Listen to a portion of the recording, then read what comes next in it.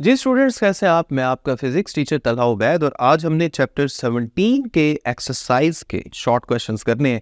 तो स्टार्ट करते हैं अपने लेक्चर को। सबसे पहला हमारा शॉर्ट क्वेश्चन है जो स्क्रीन पे इस वक्त आपको नज़र भी आ रहा है।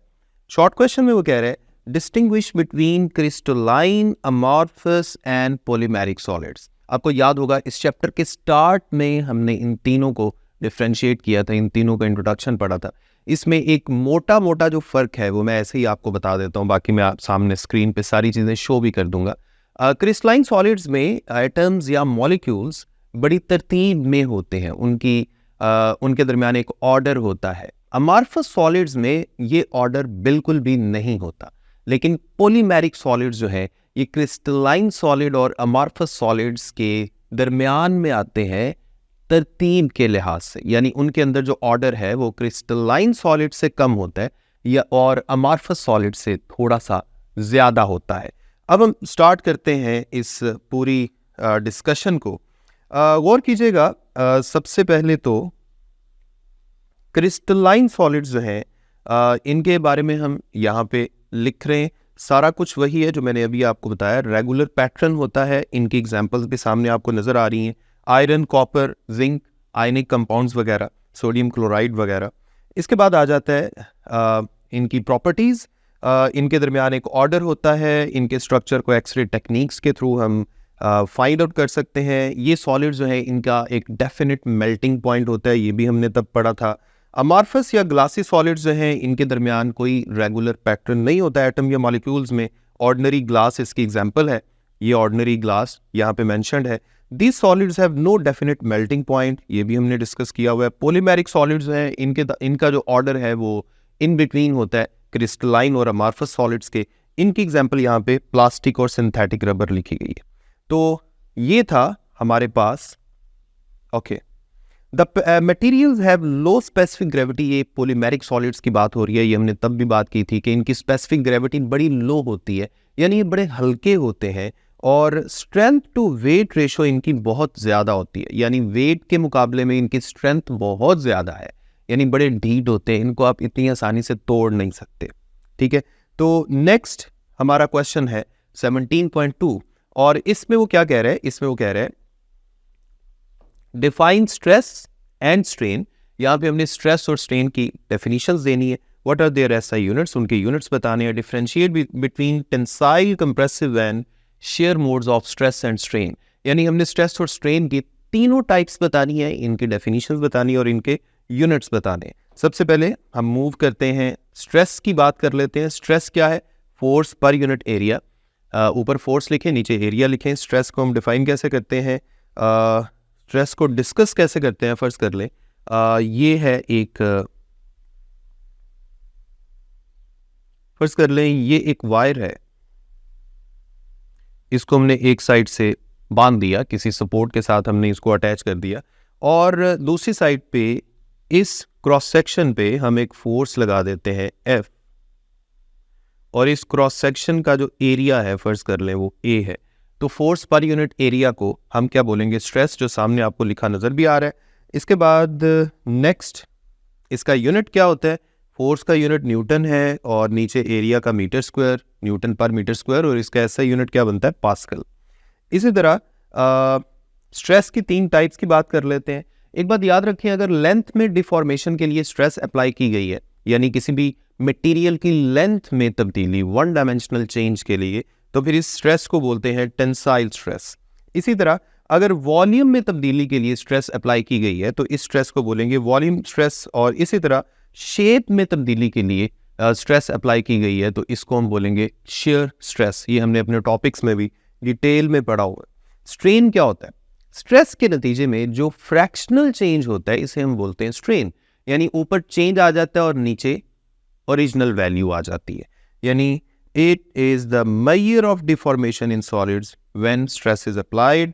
और इसको डिफाइन कैसे करेंगे? It is the fractional change in length, volume या shape of solid when stress is applied. और फ्रैक्शनल चेंज को कैसे कैलकुलेट करते हैं? जैसे अभी मैंने आपको बताया, ऊपर चेंज की वैल्यू लिखेंगे और नीचे ओरिजिनल वैल्यू लिखेंगे, आपका आंसर आ जाएगा। इसके बाद स्ट्रेस के यूनिट्स क्या होंगे? स्ट्रेस के कोई यूनिट्स नहीं होते। क्यों? क्योंकि स्ट्रेस जो है ये बेसिकली एक रेशो है, ऊपर चेंज, नीचे ओरिजिनल, दोनों के यूनिट सेम होते हैं। जब यूनिट सेम होंगे तो आपस में कैंसिल हो जाएंगे और आंसर में कोई यूनिट नहीं बचेगा। सो स्ट्रेन का कोई यूनिट नहीं होता।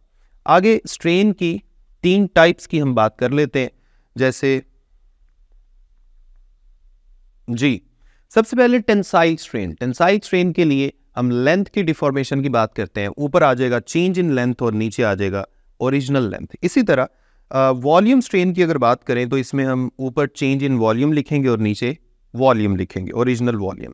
इसी तरह शेयर स्ट्रेन की बात करें तो शेयर स्ट्रेन में आपको याद होगा fractional change in shape of solid is called shear strain. और इसमें सामने आपको एक फिगर नजर आ रही है जिसमें हमने एक सॉलिड जो पहले इस तरह से था, इस तरह, उसके बाद हमने इसको ऐसे कर दिया। ये देखें, सॉलिड की शेप थोड़ी सी चेंज हो गई है, ठीक है। इसको थोड़ा सा हमने डिफॉर्म किया है, थोड़ा सा इसको हमने इस तरह से बेंड किया है कि इसकी शेप चेंज हो जाए, ठीक है। तो आप गौर करें, जो एक साइड की लेंथ में यहाँ तब्दीली आ रही है उसे डेल्टा ए से, और ओरिजिनल लेंथ ये ए है एक साइड की लेंथ। तो अगर हम चेंज डिवाइडेड बाय ओरिजिनल लिखना चाहें तो हमारे पास क्या आएगा, डेल्टा ए डिवाइडेड बाय ए।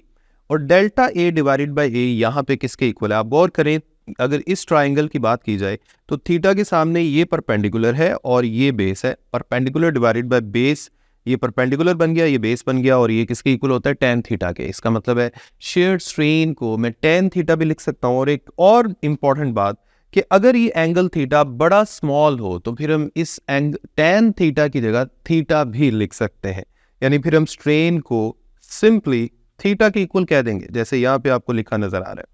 तो ये था आपका सेकंड शॉर्ट क्वेश्चन। अब हम मूव करते हैं अपने थर्ड शॉर्ट क्वेश्चन की तरफ, जिसमें वो ये कह रहा है define modulus of elasticity, show that the units of modulus of elasticity and stress are same and also discuss its 3 types.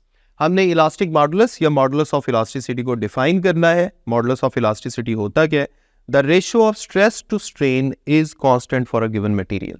किसी भी मटेरियल के लिए अगर स्ट्रेस और स्ट्रेन की रेशियो बार बार कैलकुलेट की जाए तो बार बार सेम आंसर आएगा, अगर टेम्परेचर उस जगह का सेम है। अगर टेम्परेचर को हम चेंज कर देंगे तो फिर आंसर डिफरेंट हो सकता है। लेकिन यहाँ पे याद रखें, हमने टेम्परेचर को सेम रखा हुआ है। हमने सिर्फ क्या करना है, किसी भी वायर को फर्ज कर लें खींचना है, स्ट्रेस अप्लाई करनी है, उसके नतीजे में कोई ना कोई स्ट्रेन की वैल्यू आएगी। हम बार बार स्ट्रेस और स्ट्रेन अप्लाई करते जाएंगे और उनकी रेशियोज कैलकुलेट करते जाएंगे। आपको आप ये नोट करेंगे कि स्ट्रेस और स्ट्रेन की रेशो बार बार सेम आ रही है।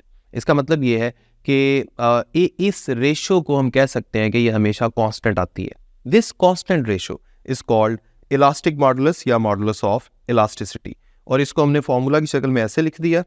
अब यहाँ पर हम ये साबित करेंगे कि स्ट्रेस और इलास्टिक मॉडुलस के यूनिट्स क्यों सेम है। सिंपल सी बात है, ये जो नीचे स्ट्रेन लिखा हुआ है इसका तो कोई यूनिट नहीं होता, नो यूनिट। और स्ट्रेस जो है इसका यूनिट क्या होता है? पास्कल। ऐसा यूनिट इसका पास्कल है। इसका मतलब है जो स्ट्रेस का यूनिट है वही इलास्टिक मॉडुलस या मॉडुलस ऑफ इलास्टिसिटी का यूनिट होगा, क्योंकि स्ट्रेन का तो कोई यूनिट है नहीं। तो इस तरह से हम कह सकते हैं कि इन दोनों के यूनिट सेम है। आगे इसकी 3 टाइप्स आपको नजर आ रही हैं जी। सबसे पहले है यंग्स मॉडुलस। यंग्स मॉडुलस में याद रखें, स्ट्रेस और स्ट्रेन की रेशो अगर हम कैलकुलेट करें, अगर हम 1 डायमेंशनल डिफॉर्मेशन कर रहे हैं, यानी अगर हम टेंसाइल स्ट्रेस अप्लाई कर रहे हैं जिसके नतीजे में टेंसाइल स्ट्रेन आ रही है, तो हम कह सकते हैं कि इस रेशो को बोलेंगे यंग्स मॉडुलस, 1 डायमेंशनल डिफॉर्मेशन। ठीक है, यंग मॉडुलस को हम इस तरह से लिख सकते हैं, ऊपर टेंसाइल स्ट्रेस की जगह फोर्स पर यूनिट एरिया और टेंसाइल स्ट्रेन की जगह change in length divided by original length. जब ये नीचे वाली रेशो ऊपर जाएगी तो ऊपर जाके उलट जाएगी और ये एल ऊपर आ जाएगा और डेल्टा एल नीचे आ जाएगा। बाकी ये सारा कुछ आपको नजर आ रहा है। ये यंग मॉडुलस का फॉर्मूला हो गया। इसी तरह बल्क मॉडुलस जो है ये सेकंड टाइप है इलास्टिक मॉडुलस की। अगर हम वॉल्यूम में डिफॉर्मेशन करें तो फिर स्ट्रेस और स्ट्रेन की जो रेशो है इसे बोलते हैं बल्क मॉडुलस। ठीक है, और इसका फॉर्मूला भी यहाँ लिखा नजर आ रहा है, force per unit area delta V over V. ये डेल्टा वी ओवर वी ऊपर जाएगा तो वी ऊपर आ गया, डेल्टा वी नीचे आ गया। तो इस तरह से आपके पास बल्क मॉडुलस का फॉर्मूला आ गया। इसी तरह नेक्स्ट है शेयर मॉडुलस। शेयर मॉडुलस जो है इसको हम किस तरह से डिफाइन कर सकते हैं? Change in shape, shared stress divided by shared strain. इस तरह से हम इसको डिफाइन करेंगे। और ये आपको इस वक्त नज़र भी आ रहा है। शेयर्ड स्ट्रेस ऊपर, ज़ाहिर बात है स्ट्रेस का फॉर्मूला तो वही होगा, फोर्स पर यूनिट एरिया, और शेयर्ड स्ट्रेन की जगह tan थीटा आ गया और ये F/A tan थीटा बन गया। तो ये था आपका शॉर्ट क्वेश्चन नंबर 3। अब हम मूव करते हैं शॉर्ट क्वेश्चन नंबर 4 की तरफ। वो कह रहे हैं draw a stress strain curve for a ductile material and then define the terms elastic limit, yield point and ultimate tensile stress. ये 3 डेफिनेशंस हमने देनी है। आपको याद होगा हमने एक टॉपिक पढ़ा था elastic limit and yield strength वाला, जिसमें हमने स्ट्रेस और स्ट्रेन के दरमियान एक ग्राफ बनाया था। वाई एक्सिस पे आप गौर करें, वाई एक्सिस पे हमें स्ट्रेस नज़र आ रहा है और एक्स एक्सिस पे हमें स्ट्रेन नज़र आ रहा है। और ये ग्राफ है डक्टाइल मटेरियल का। शुरू में ये ग्राफ इंक्लाइन स्ट्रेट लाइन होता है, फिर बेंड होना शुरू हो जाता है, फिर टॉप मोस्ट पॉइंट तक जाता है। ये टॉप मोस्ट पॉइंट है, उसके बाद नीचे आते आते यहाँ आके वो जो स्ट्रक्चर था वो 2 हिस्सों में ब्रेक हो गया था। ठीक है, इसमें ये वाला जो पॉइंट है इसे हम प्रोपोर्शनल लिमिट कहते हैं, इस पॉइंट को इलास्टिक लिमिट कहते हैं, इस पॉइंट को अल्टीमेट टेंसाइल स्ट्रेस कहते हैं और इस पॉइंट को फ्रैक्चर पॉइंट कहते हैं। ठीक है, ये सारे मैंने जल्दी जल्दी आपको बता दिए। अब हम 1 बाय 1 डेफिनेशंस की तरफ चलते हैं। सबसे पहले यील्ड पॉइंट। यील्ड पॉइंट क्या है? स्ट्रेस की वो वाली वैल्यू जिस वैल्यू के बाद अगर मजीद स्ट्रेस अप्लाई करें तो मटेरियल अपनी शक्ल मुस्तकिल खराब कर दे, इस पॉइंट को यील्ड पॉइंट कहते हैं। ठीक है, जरा गौर कीजिएगा इसकी definition. The point in the graph beyond which material will lose its original shape is called yield point. It is represented by B. ये है ये पॉइंट, यहाँ पे ये यील्ड पॉइंट है। ठीक है, यहाँ पर मेंशन भी कर देता हूं मैं ताकि आपके लिए याद रखना इजी हो जाए।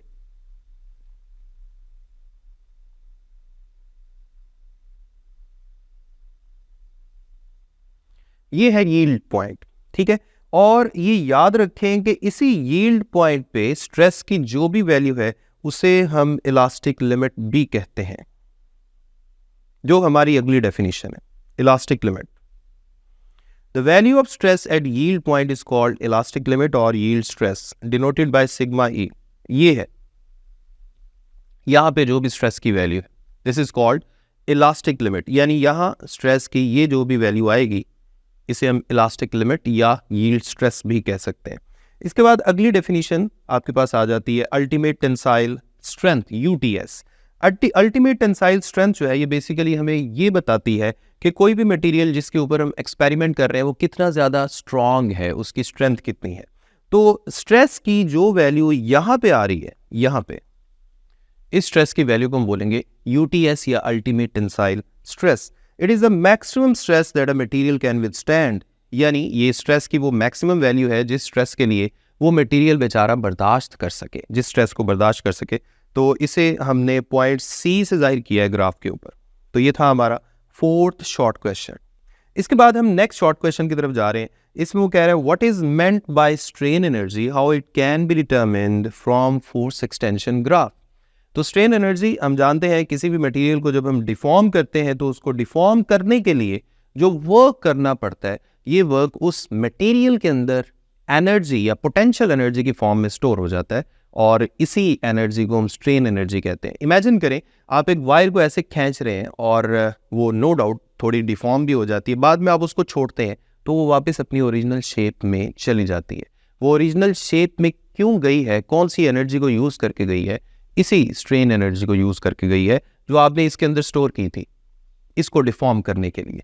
So the potential energy stored in the solid when it is deformed by some external force is called strain energy। और याद रखें ये इलास्टिक लिमिट के अंदर अंदर की हम बात कर रहे हैं, क्योंकि इलास्टिक लिमिट जो को अगर हम क्रॉस कर लें तो फिर मटेरियल अपनी शक्ल मुस्तकिल लूज कर देता है। ठीक है, उसके बाद की हम बात नहीं कर रहे हैं, हम इलास्टिक लिमिट से पहले पहले की बात कर रहे हैं। इलास्टिक लिमिट के बाद असल में क्या होता है, जो एनर्जी आप उस मटेरियल के अंदर स्टोर कर रहे होते हैं वो एनर्जी उसकी शक्ल मुस्तकिल तौर पे ख़राब करने में यूज़ हो जाती है। ठीक है, तो इसलिए वो एक अलग डिस्कशन है, ये हम डिफरेंट डिस्कशंस कर रहे हैं। As due to applied force the distance between molecules of solid increases, so extension is produced. If F is the force applied and delta is this extension, तो हमारे पास जो एनर्जी स्टोर्ड है ये किसके equal आ जाएगी? वर्क डन के।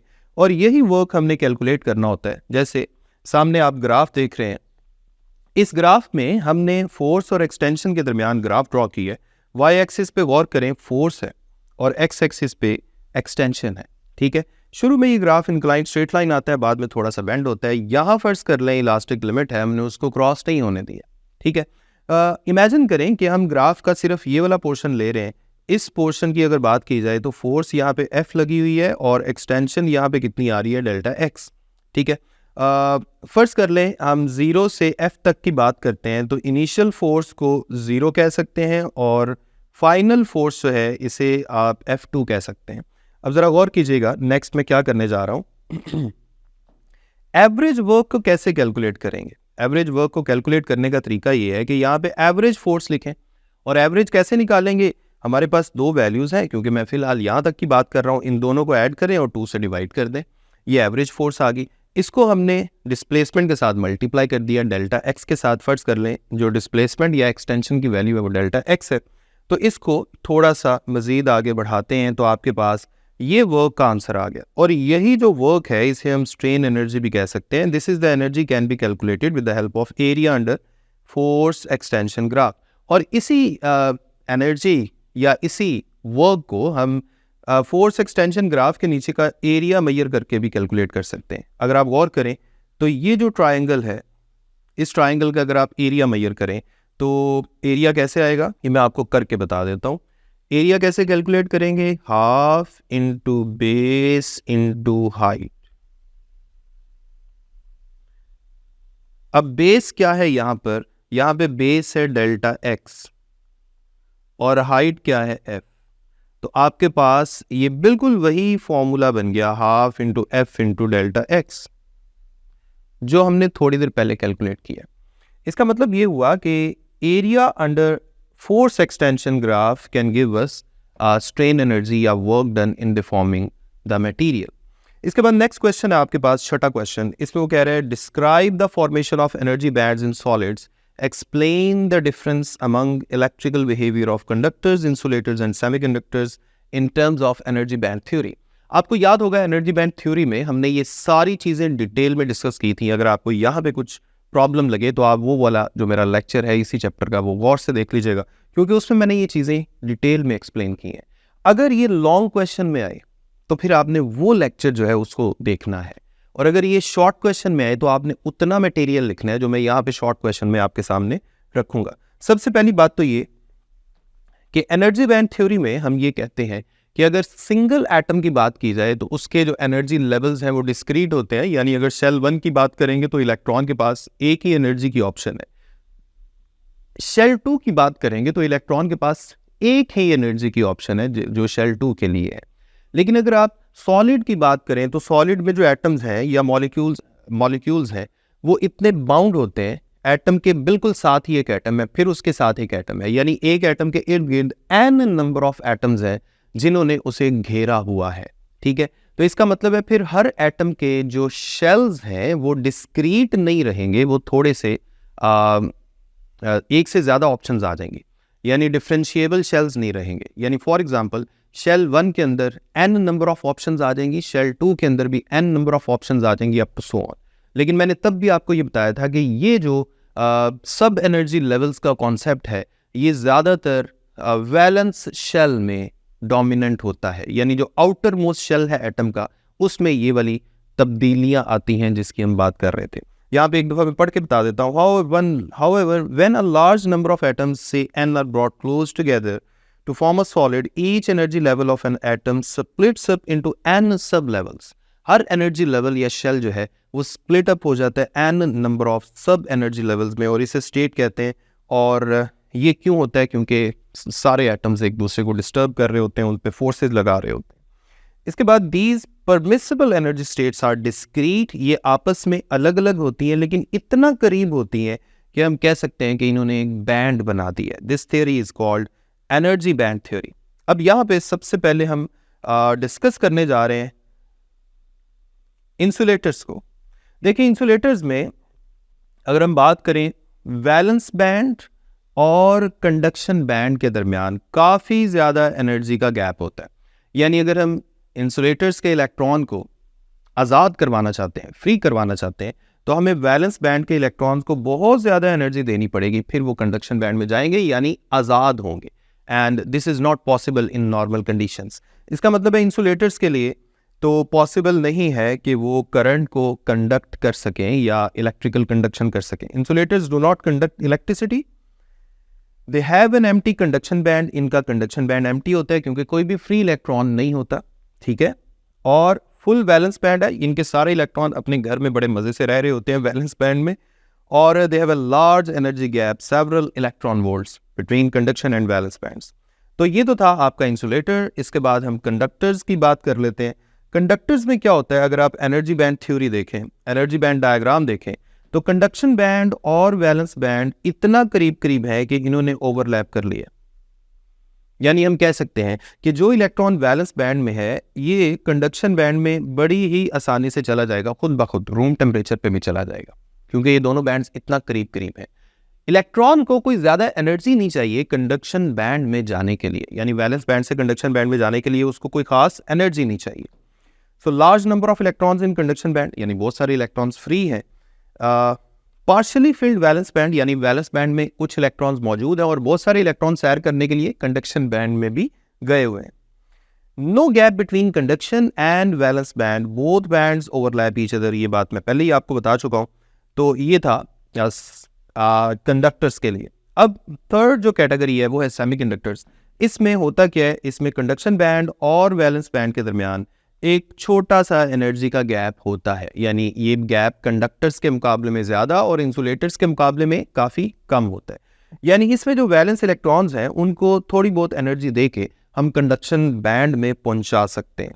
तो इसलिए हम कह सकते हैं कि यहाँ पे कंडक्शन बैंड में भी कुछ ना कुछ इलेक्ट्रॉन्स मौजूद होंगे, यानी पार्शली फिल्ड कंडक्शन बैंड कह सकते हैं। इसी तरह पार्शली फिल्ड वैलेंस बैंड, यानी वैलेंस बैंड में कुछ इलेक्ट्रॉन्स होंगे और कुछ कंडक्शन बैंड में गए होंगे उसके इलेक्ट्रॉन्स, और there is intermediate energy gap between conduction and valence band. ये था सेमीकंडक्टर।